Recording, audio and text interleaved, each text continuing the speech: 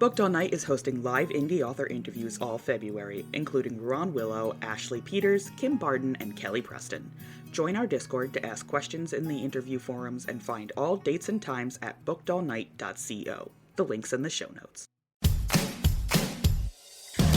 Welcome to Booked All Night, the podcast where hot takes meet craft notes and no one gets enough sleep. I'm Jess. I'm Katie. I'm Julia. I'm Maggie.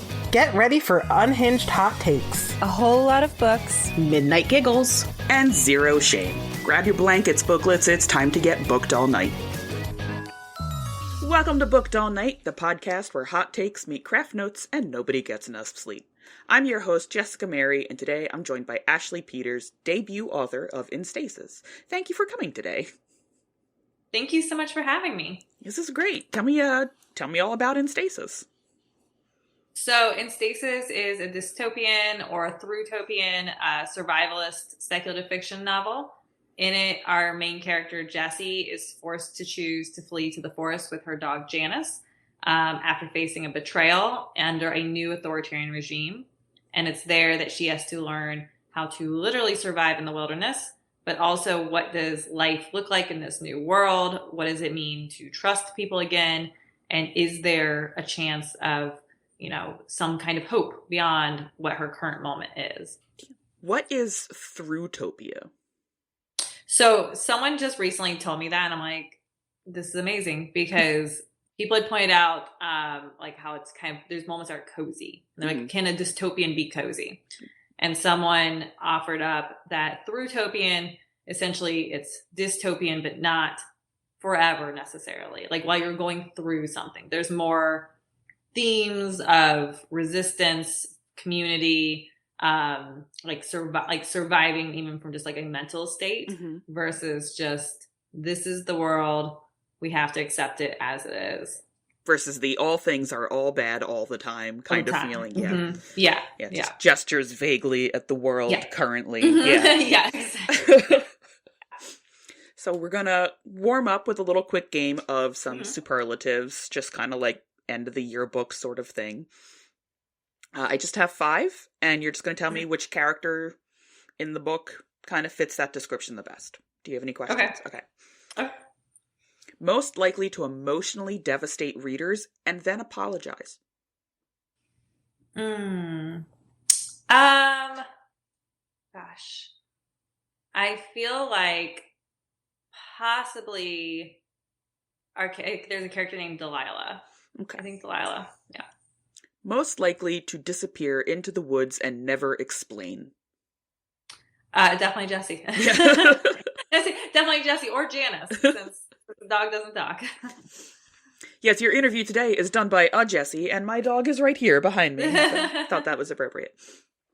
Most likely to accidentally start a rebellion. Marcus. Most likely to write a line that lives rent-free in someone's head. Definitely Lucy. And most likely to befriend a wild animal and give it a deeply unserious name. I also feel like Lucy. Lucy has a little bit of like witchy vibes, and I feel like there's that overlap. Okay. Very cool. I think I'm going to like Lucy. So. Yeah. Lucy's a lot of fun. Yeah. So In Stasis is described as following an average woman navigating extraordinary circumstances. What exactly makes Jessi average versus the usual main characters of dystopian fiction? So I wanted someone who wasn't, like I said, like the Bear Grylls. She references that she would go hiking or like a weekend camping or kind of like glamping. I didn't want someone who would be just perfectly A-okay with the idea of just being in the wilderness forever and ever. Like they like their creature comforts. They like takeout, things like that. She's a journalist. So while she is very informed on things, being mentally informed on things versus needing to live in the thick of it are different. And she had read a lot, but now she suddenly has to take those readings and actually, enact them. There's parts in the book where she is figuring out survival things, and she is referencing, well, I heard about something in this book, this novel. I hope it's true. Or, oh, there was this reality show this made me think of this. So she's trying to pull her knowledge from everywhere. She's not like a Bear Grylls rock star. It was important for me because I wanted her to be relatable, and also because I do think people are capable of incredible things in tough situations. So I wanted the reader to be able to see that and maybe not doubt themselves and their own capabilities. I feel like if she would have been out there and just been the person who's doing all these really intense, like through hikes, a reader would be like, okay, that's great for Jessi, but me, I could never. Yeah. I'm like, no, I think you could. I could never. Particularly not around here. I am allergic to the trees, so I would not have a good time. Just be sneezing a lot while surviving. It'd be absolutely terrible. So there is a quiet, sustained tension throughout the book, and the forest is very calm, but never fully safe, and the world that Jessi has left behind never really quite releases its grip. So how did you approach pacing with regards to keeping that level of stillness with the setting? Yeah, so for me, I really enjoy being out in nature, and I find it very peaceful, but I know I've gone out on like hiking trips with people who have never really gone out in that. And so I think it's interesting, the duality of a space. Like I can see it one way and they see it in a vastly different way. And I wanted to use that as little nods and nuggets, referencing kind of an unseen, maybe not even like real fear. Like maybe there's nothing to be afraid of. It's just a squirrel making all that noise. And contrasting that to actual real dangers. And so for me, when it came to the pacing, I definitely ebbed and flowed to where it's like there might be a high moment and then you get a breather. And then we have another moment and then there's a breather. Because she never really gets to rest. Yeah. And as the book continues on, I did want it to feel like there were more tension building and kind of like almost like doors closing. It's getting a little bit more claustrophobic because things are closing in. So maybe there's less moments of peace and kind of forgetting maybe that you are not, that you're living under an authoritarian regime, versus like things that are just interrupting her new world to like force you to feel that tension, until like the crescendo at the end. And without giving anything away, like what kind of things would be interrupting some of her peace? So there's people still in the world. It is a thing where, this authoritarian government, and we know this like very early on, like they're doing things to try to silence people who are saying things against them and trying to basically like round up people who are doing things against them. So that activity of theirs doesn't stop. And so even though she is in a decently remote area, she's not completely like in an Alaskan tundra or something. Yeah. Like there is a small little ski town, but it's many miles away. But there is the possibility of like paths crossing. So there's things like that. She goes to like a little area they call the trading post and just being aware of possibly people crossing through, looking for people who have what they call them as deplorables, like people who are fighting against necessarily like the government or just doing something they don't like.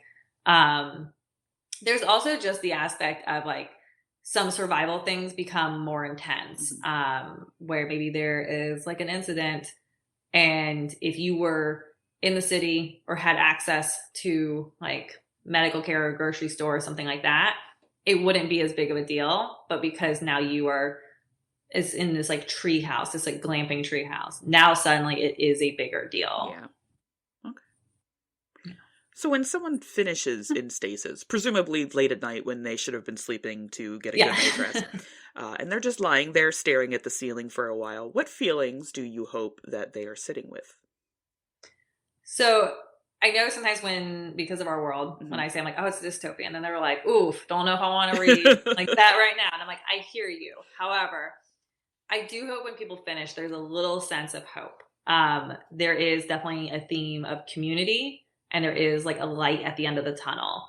For me, writing it was weirdly very cathartic, because I do think when you have a community or you have people you can rely on, things in general are just better. So I hope when they finish, they feel that little sense of community and hope, but also a sense of like their own capability, like not necessarily underestimating themselves, especially as women, of like what you are capable of, even whether it is in the wilderness or if you are in a city, but under a government that is trying to take away like those voices and like that power. Yeah. We're currently rereading the entire Hunger Games series for our book content this season. And it goes out later this year. It's going to run all the way up to the movie. We're very excited. Okay. But almost every page we turn, because it's dystopian, we're like, oh, I don't like how this aged. I don't like how well this lines up right now. Yeah. Oh, this hits a little too close to home, like every single page of it. So it is hard to pick up dystopian when the world is what it is. Dystopian, yeah. But that is a good point to bring up, that most dystopian literature does bring us hope at the end and reminds us that through community and through our power together that our voices can overcome that and we do something. Like we're stronger together and all that good fun stuff. Yeah. I know I've told people that for me, I feel like reading dystopian was always cathartic, and then writing it was too, because the real world doesn't have like a storyline. Yeah. We don't know how it's going to end. At least the book, I'm like, oh, okay, I know there's a beginning, middle, and end, and I can see how things happened. And I don't know, that gives me some weird sense of calm in some ways. It's not unwritten. Yeah, it's like I know that it's going to end, and it's not going to be another 7-book series that just goes on for the rest of my life. I know that there will be an end.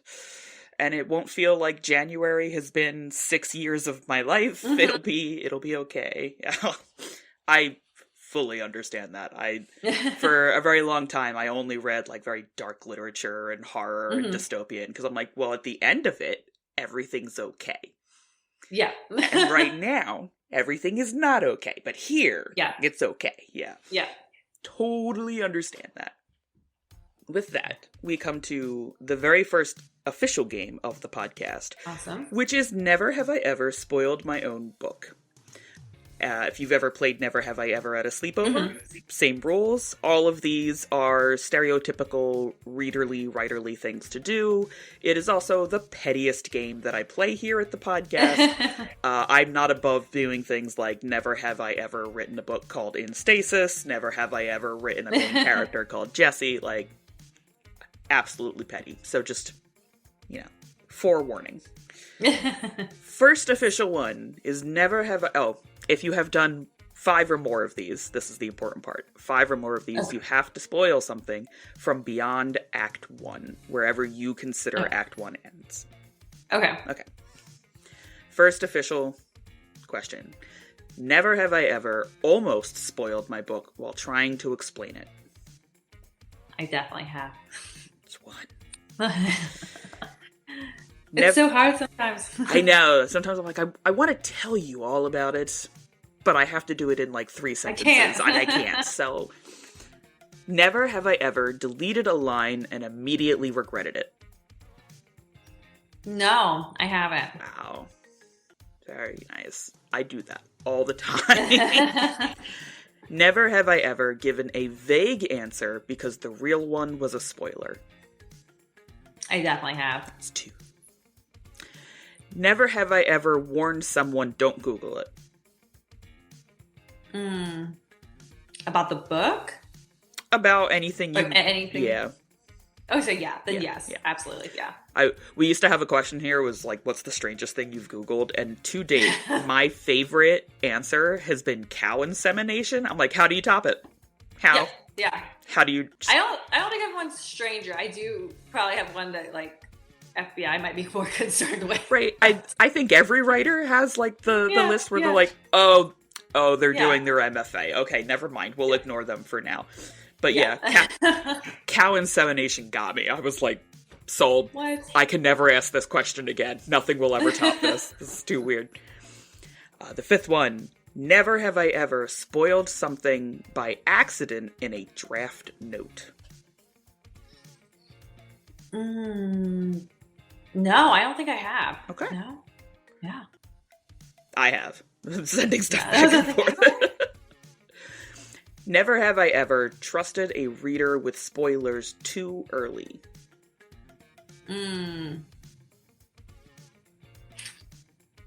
I have, yeah. It's 4. Getting so close. Never have I ever changed an ending because I realized it spoiled itself.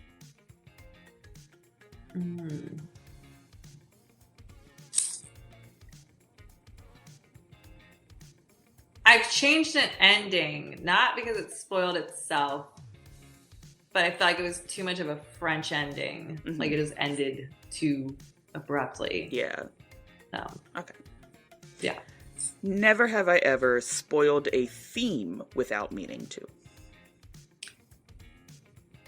I feel like yes, because I feel like sometimes you talk about the themes and the tropes, and then it's like, well, that clearly gives something away. Yeah, but people also want to know it, where it's this like catch-22. I'm like, Yeah, you can't be like, they're gonna have a found family and not expect all these people to come together, and yeah. Yeah, exactly. Like something's going to happen. Maybe, I don't know, not in the way people imagine, but like clearly yeah. Never have I ever said, I can't talk about that yet, and meant emotionally. I haven't. Not with anything I've written yet. Okay. And never have I ever assumed something was obvious and it absolutely wasn't. I have absolutely done that. So your total is 6, so you do have to spoil something from beyond whatever you consider to be Act 1. Okay. So I will spoil the fact that there is an injury involved for Jessi. Mm-hmm. And there's a while there where you're just like, I don't know how she's going to get out of this. Like, what's going to happen? Because she starts to get an infection. Ends up obviously working out because it's not the end of the book. I won't spoil exactly how it works out because she does receive some aid, but I don't want to reveal who. Okay. But if you are a person who enjoys Easter eggs, pay real close attention to that because there's Easter eggs within that scene as to other people she will come in contact with. Okay. So, yeah. It's a spoiler with Easter eggs. Little pastel-colored spoilers littered throughout the lawn. It's fine. Yes. So the next couple of questions I have are specifically about writing craft and reading habits. How do you decide what moments deserve lingering attention and when it's time to move the story forward?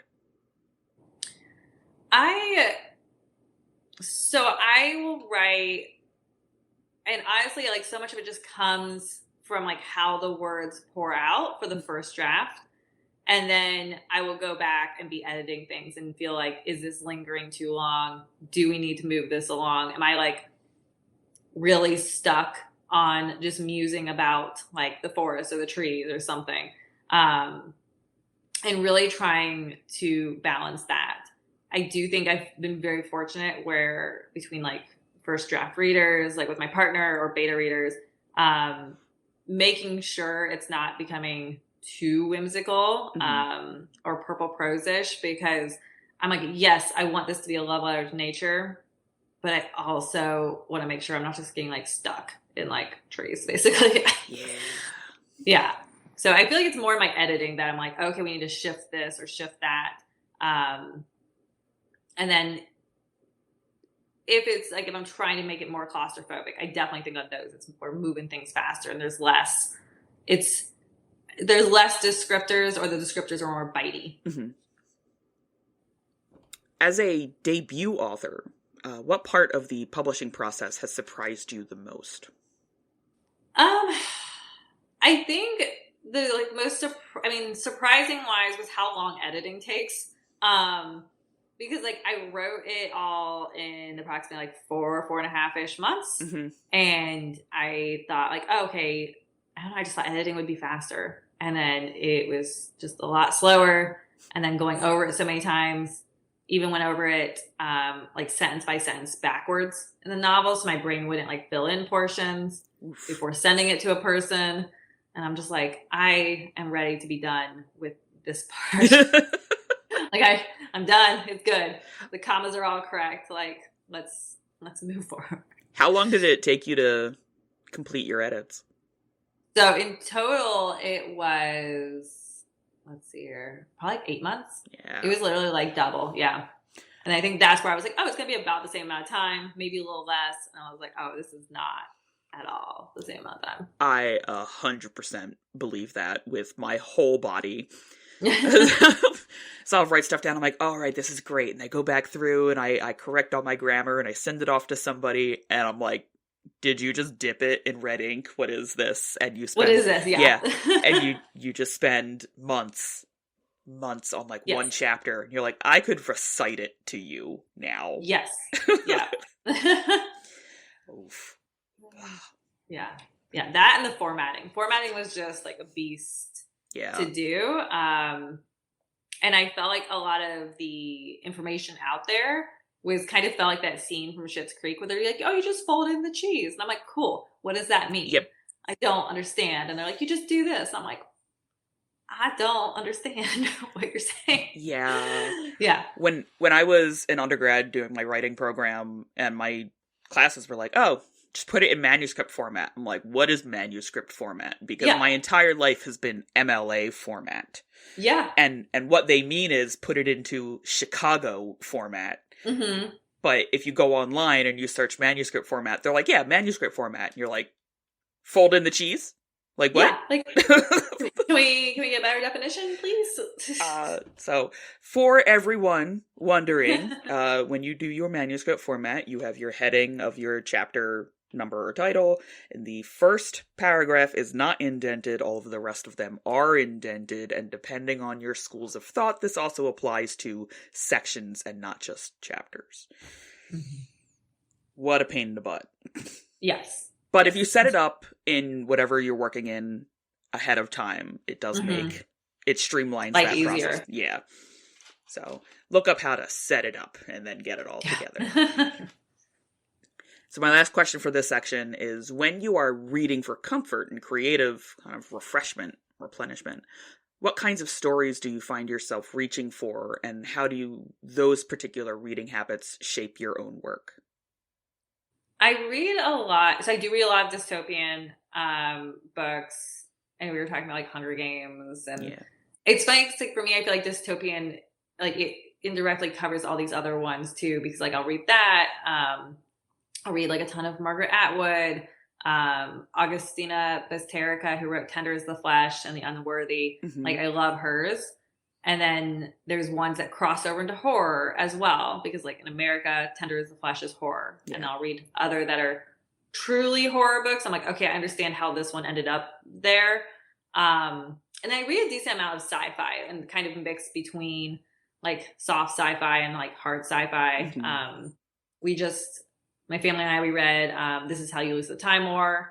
And then for my own, I read The Three-Body Problem, which like very different, both sci-fi, but just very different sci-fi vibes. Three-Body Problem is on my TBR and has been there for quite some time now, because in my family and my friend group, like I'm definitely I gotta read sci-fi. I love sci-fi. Yeah. And they're like, you would love The Three-Body Problem. Yeah. I'm like, cool. It's a really good book. I got like 17 other books to read, plus the ones for the podcast, so it's gotta wait. Yeah. It is a really good book. Someone, like, I think they kind of scared me because, like, it's really, like, theoretical physics heavy. Mm-hmm. And I'm like, great, am I going to, like, have to break out, these textbooks from many years ago?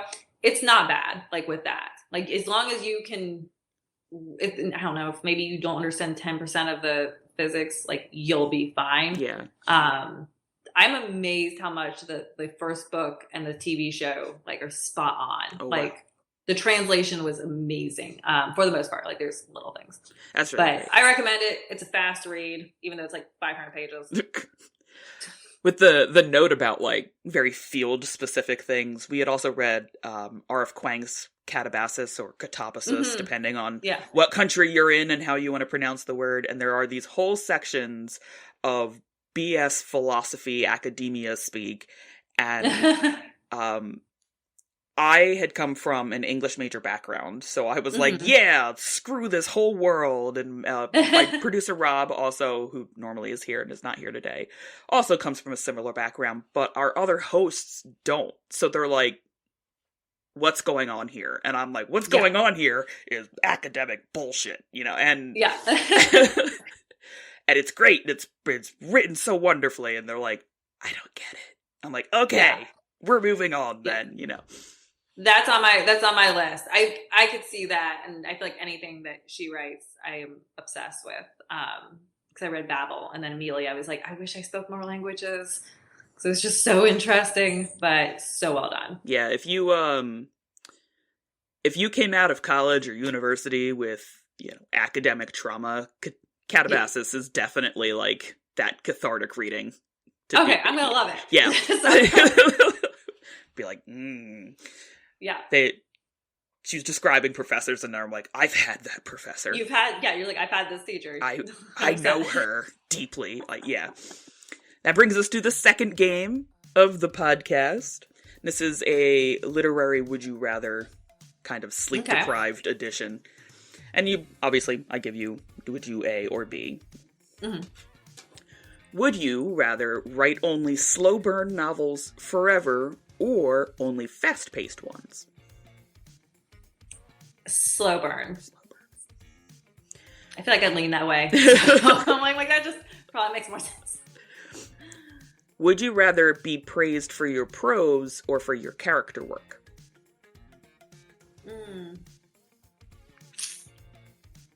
I kind of feel like the prose. When I was a reader, I'm such a character person, but I do love it when there's a line that just hits, and I'm like, okay, let me screenshot this or something. Oh my god, I used to do that all the time when I'm like, this was so beautiful. I was such a nerd as a child. Yeah, I stopped being a nerd, but more so as a teenager. Yeah. And I had a quote book. So anytime, same. Yes, exactly. Yeah, so, anytime I came across one, I was like, that's going in the book. Citing it. And I'll still post-it note next to it. I'm like, this line, and draw a little arrow because I also, and it's no shade to anybody who annotates. I just don't, and so I'll do that as my temporary annotation for the book. Big same. Would you rather cut a scene you love or keep it knowing it hurts the pacing?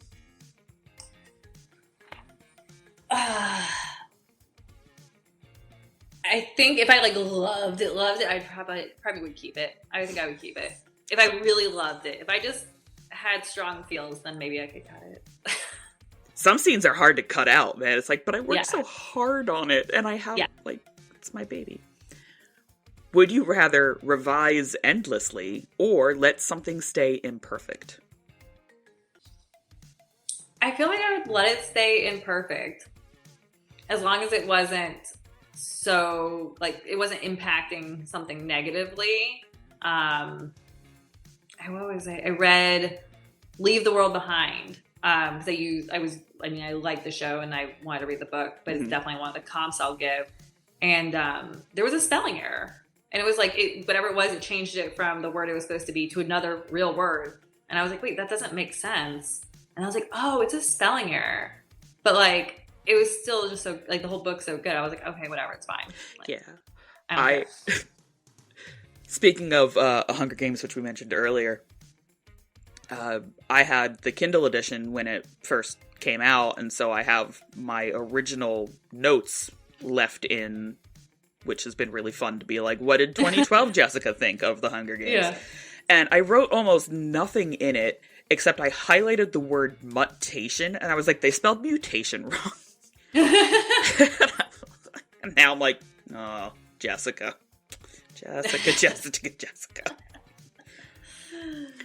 Would you rather write in total isolation or always around other people? Definitely in isolation. Yeah. I write in silence. And I'm like, I'd rather just be in it. Oh no, I need the buzz. I need the buzz because it's I have to force myself to ignore people and then I focus on my work. But if I'm home, I'm like, look at all the games I have. Yay. Would you rather return to the same world or always start fresh?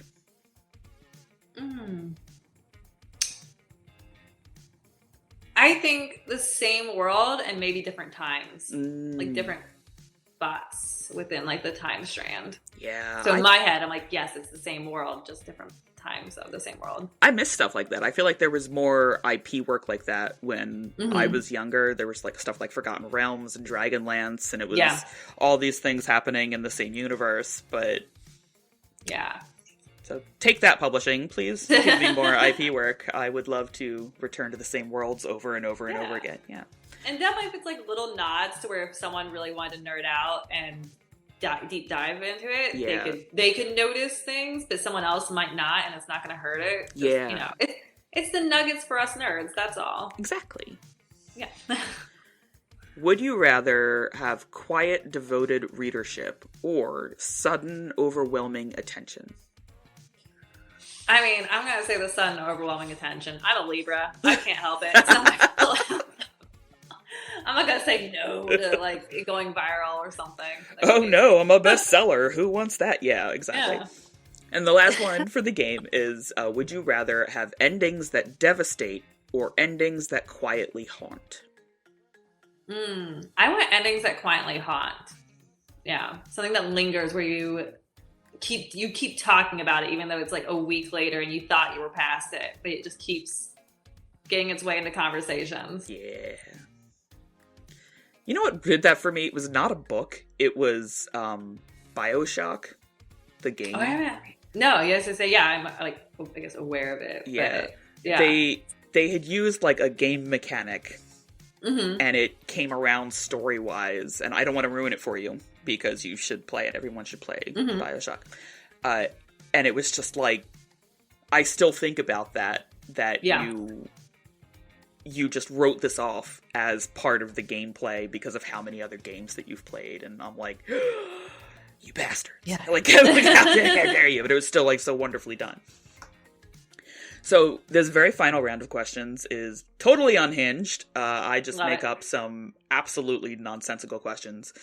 The first one of which is, you're hiding out in the woods during a dystopian collapse. You are allowed one completely impractical comfort item.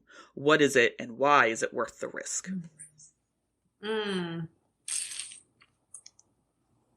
I feel like impractical wise, it would probably be books, which I don't know if that's like horribly impractical, but like I would want that to be able to read, like to do something like that, or a game, like a board game or something where, I don't know, I'd be playing like something like literally just with myself, to not have like complete boredom.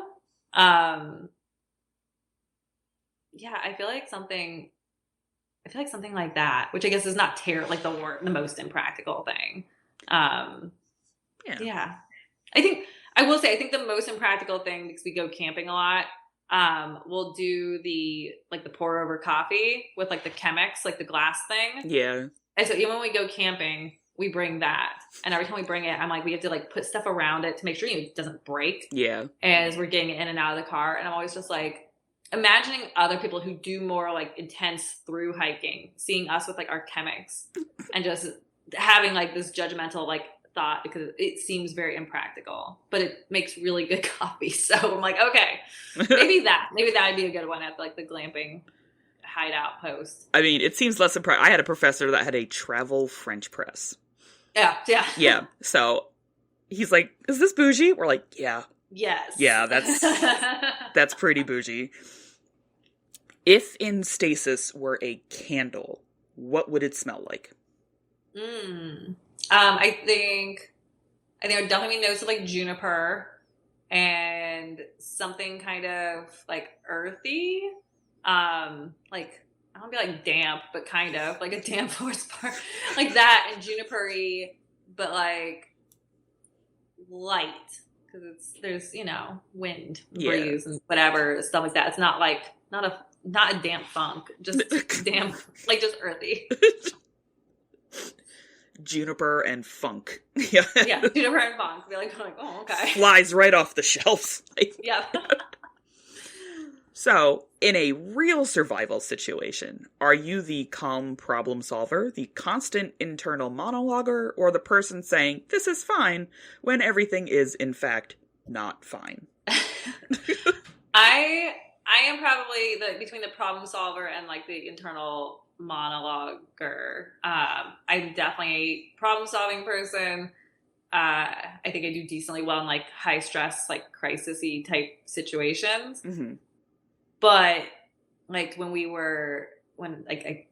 me and some friends, we went out hiking, and everyone said they had gone hiking before, and then when we got there, I very quickly realized like hiking is a relative word as to like what that means, and I was like, oh, okay, like for some people it's a park, and that's fine, and that's great. But internally, I was like monologuing, like, please don't go too close to that edge. Watch out for that stick. Good, you didn't trip. We're good. They were concerned about like bears and mountain lions and all this stuff. And I'm like, I promise you, nothing's going to come here because we are being loud. Yeah. We're fine. But having that internal monologue like was going. Hiking. So when I was a kid and a little more able-bodied, we used to go camping and hiking every summer. And so like when my friends were like, oh yeah, we're going to go like hiking through the local woods, I was like, cool. And I brought like a backpack and everything I neted. And they were like, why do you have so much stuff? And I was like, because we're going hiking. We're going hiking. Like, we're going to be all day. They're like, we're going to be an hour? I'm like, no. That's a walk. Yeah. That is a light jaunt through the woods, guys. Yeah. What are you talking about? Because we used to hike Mount Washington. And specifically go up Tuckerman's Ravine as, like, family tradition kind of thing. And I'm like, I'm used to long trails, and I've been doing long trails since I was 8. You guys are wearing flip-flops. Yeah, you're like, oh. Okay, yeah. I am concerned. What part of the book do you think would hit completely different if someone rereads it? I think, especially depending on like where you are in your life, like age-wise, I think there's certain parts that if you were to read it and then, I don't know, 5 years later read it, it's going to hit very, very differently. So in the book, there are basically no men, like there's no romance in this book.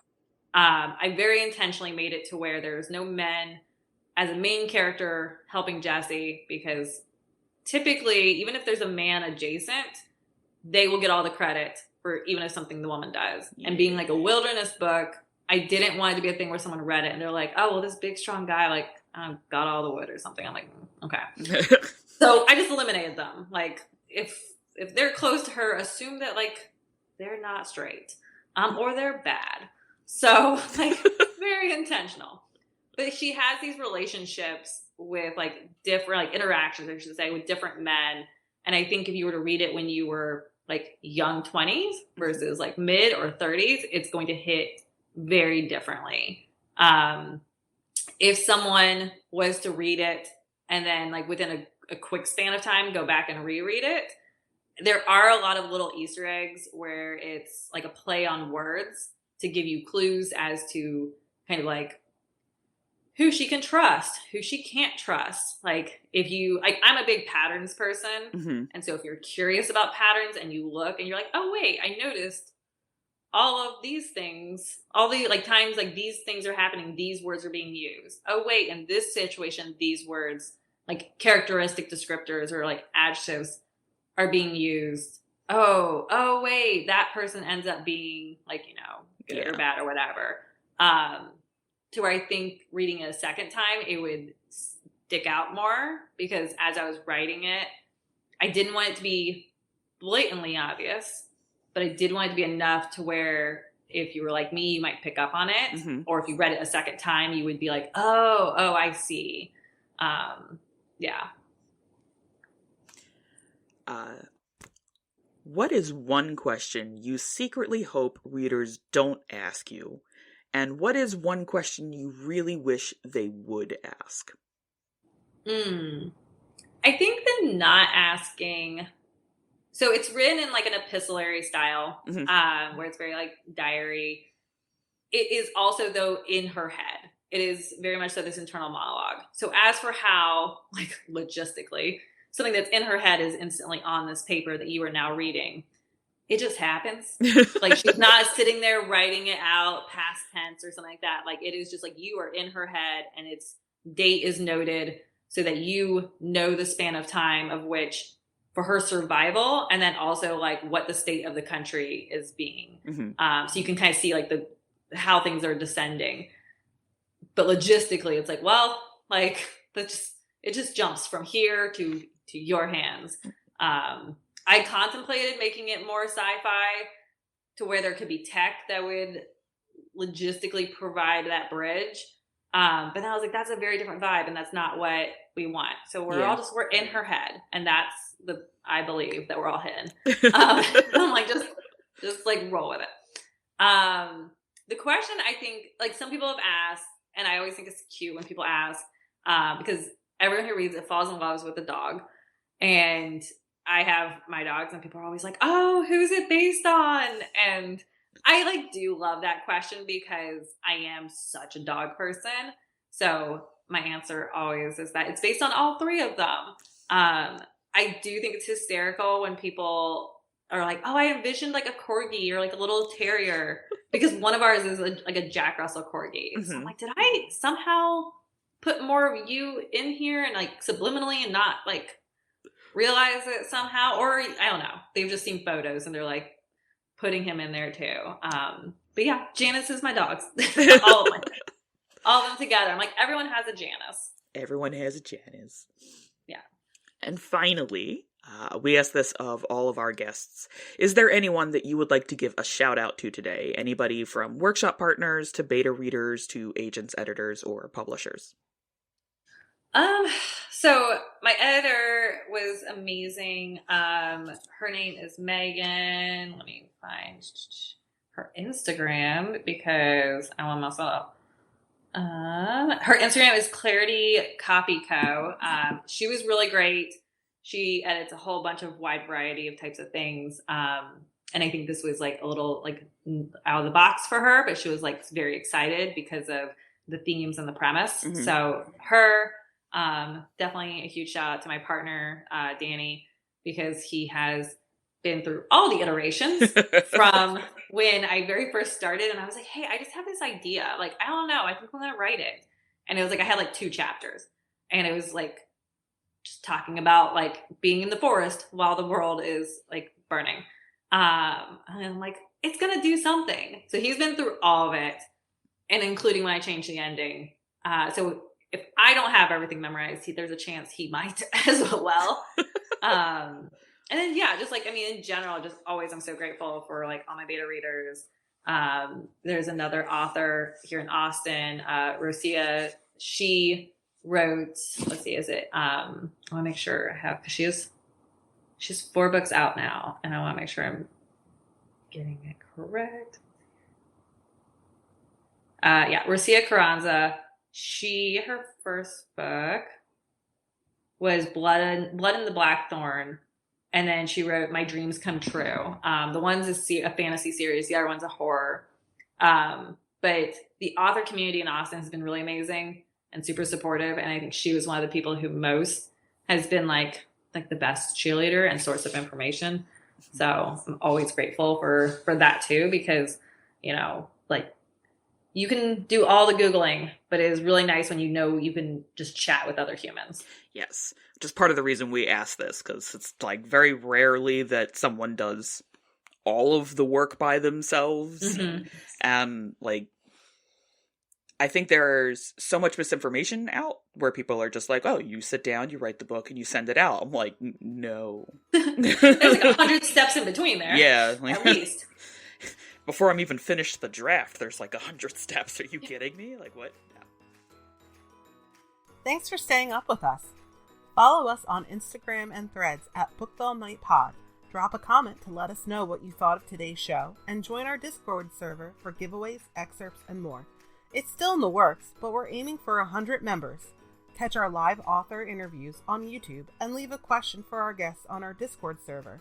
Check out our shop and website at bookedallnight.co. That's bookedallnight.co. And if you're loving the chaos, don't forget to rate us 5 stars. Until next time, booklets, and remember to stay booked all night.